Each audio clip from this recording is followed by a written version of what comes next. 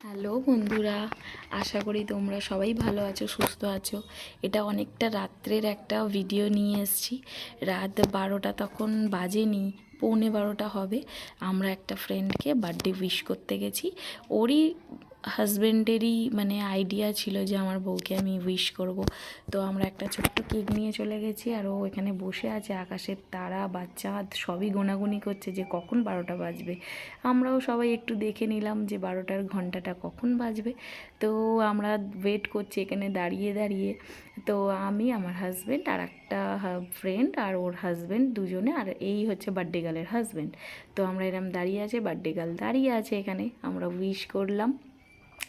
তো উইশ করে ঘরে ঢুকলাম, কেক কাটিং হবে। তো আমরা একটা ছোট্ট কেক নিয়ে গেছিলাম। তার আগে দেখো বিছানায় শুয়ে পড়েছে হাজব্যান্ড, কেননা অসুস্থ হয়ে পড়েছে। বউয়ের সাথে রাত 11:30টার সময় ঝগড়া করে ঘর থেকে বেরিয়ে গেছে।